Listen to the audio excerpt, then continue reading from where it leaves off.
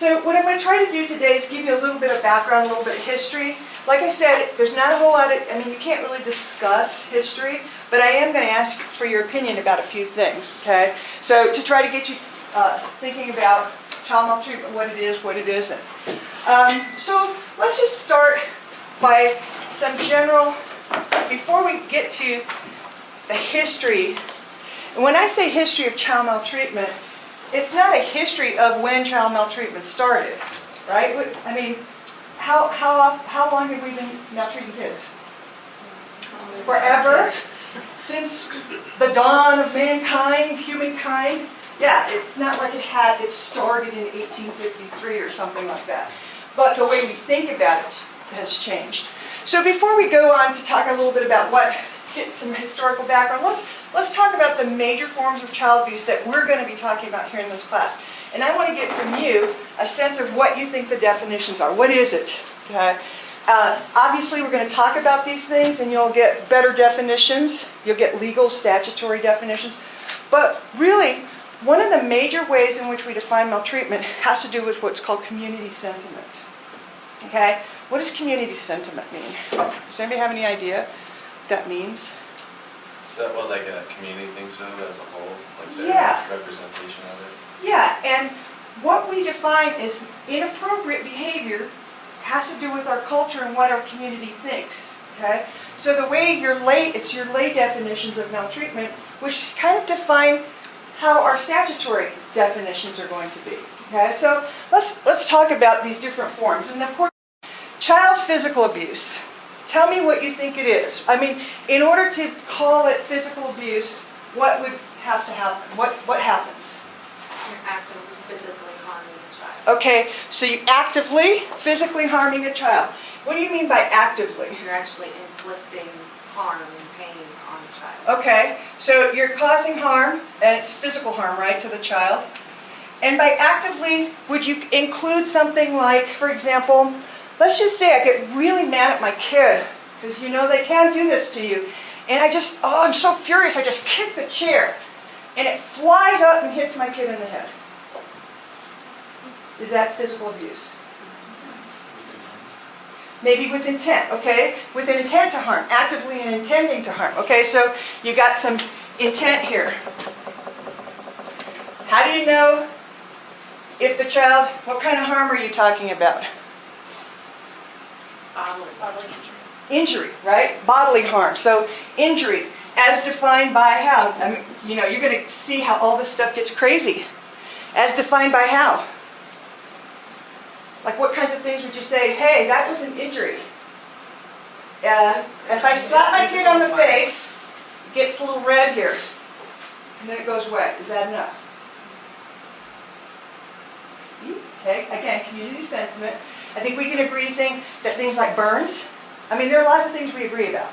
Burns, broken bones, lacerations, right? We kind of have that like, oh, don't do that. We might say certain kinds of bruises, right? If what you do causes a bruise, maybe that's bad enough. Or even if it leaves a mark that stays there for a certain amount of time. One thing if you hit a kid and then you see a hand 2 seconds after it, but if we still see that hand a day later, maybe that was too hard. Okay? So we're going to have to think about all of those things. And again, it's community sentiment. What we think is correct. Can I, or should I, or is it physical abuse if I use a belt to spank my child? Is that okay? Don't know. We're going to get to that. Okay? Is it okay to use a paddle? Is it okay to use a stick? Is it okay to use a wire? Is it okay to use a spoon? Okay? We're going to talk about that. What about sexual abuse? What are the ingredients here? Well, I bet you have some lay theories about what constitutes sexual abuse. What is sexual abuse? Inappropriate fondling of sexual organs. Okay, so fondling, touching a child's sexual organs, right? Fondling a child's sexual organs. Or making them touch yours. Okay. Or vice versa. Okay. Is that all you want? Do parents ever touch children's sexual organs that you might not consider sexual abuse? Like when?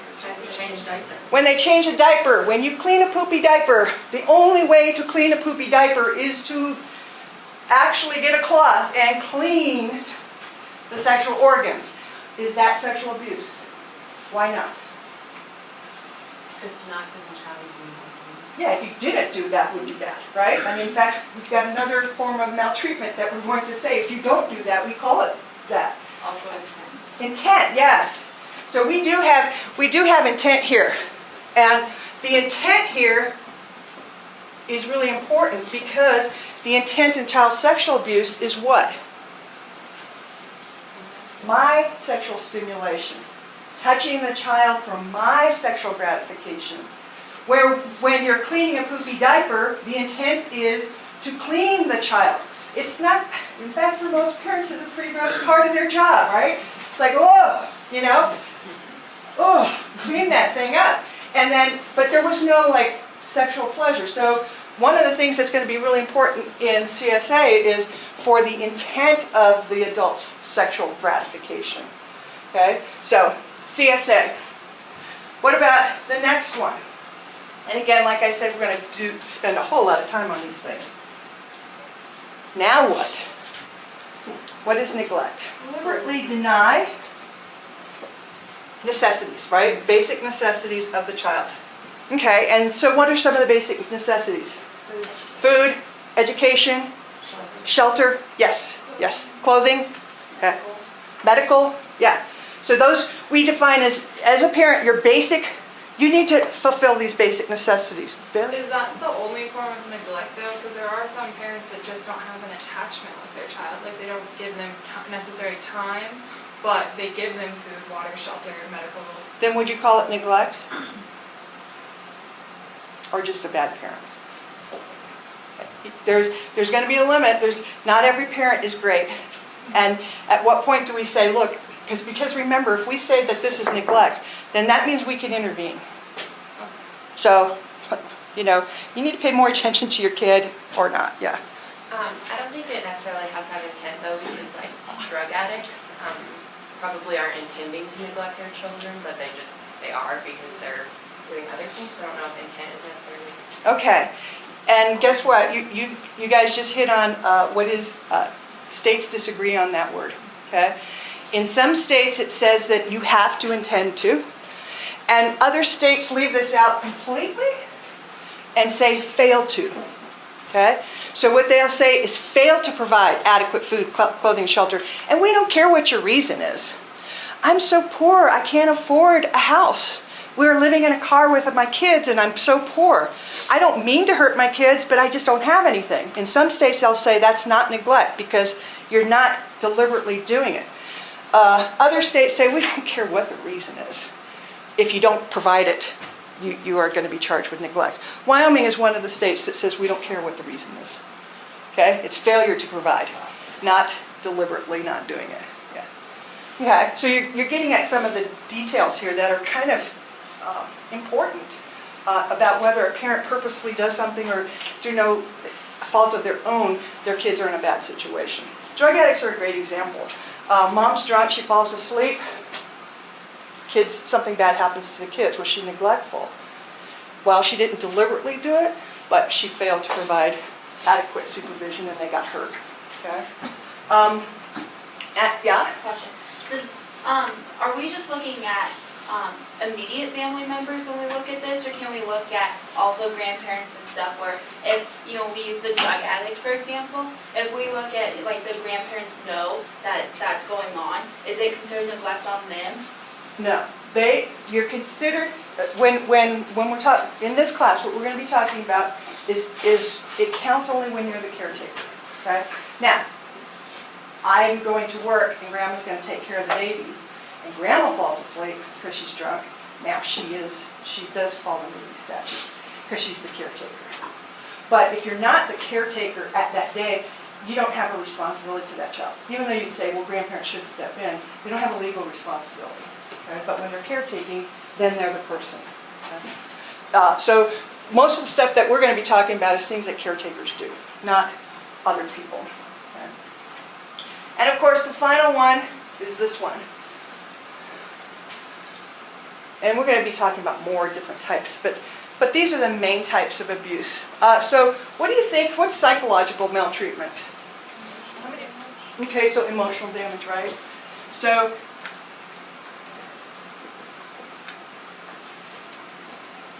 we're saying here is that something that you're doing causes emotional or psychological damage to your child, right? Yeah. Could this kind of like fall under what Bailey was talking about, like if parents are like emotionally neglectful? Yes. Okay. Okay. So if a mother never speaks to the child, but simply changes the diapers, places the child's in a dark room, you might say that they're taking care of the child's physical needs, but they're causing emotional damage. Okay, this is where you can get them. Okay, so emotional damage. How do you do that? How does a parent cause emotional damage? They're constantly belittling the child, yelling at them, maybe not physically harming them, but that example you used about kicking the chair into a wall, threaten them. Okay, and you're talking about constant, right? You can't cycle. Every single one of us would probably be in therapy if anything bad that our parents ever said about us once, right? Like, your father's frustrated. It's like, how could you be so stupid? Well, did that damage you?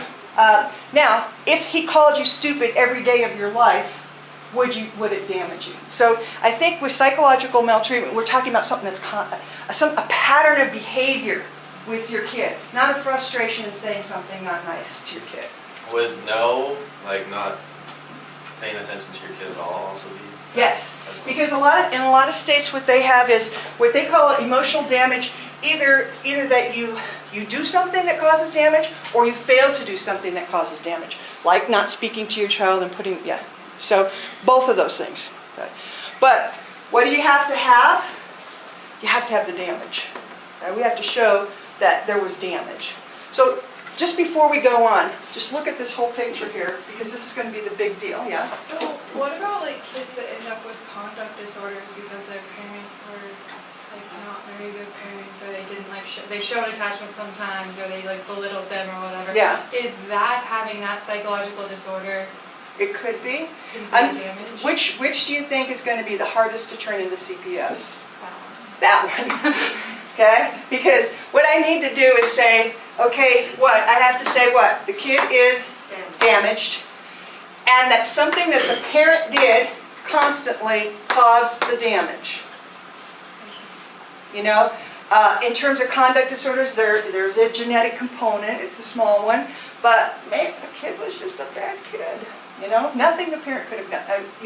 You're kind of trying to show cause and effect here, which, as we know in psychology, is really hard to do sometimes. So you got that problem.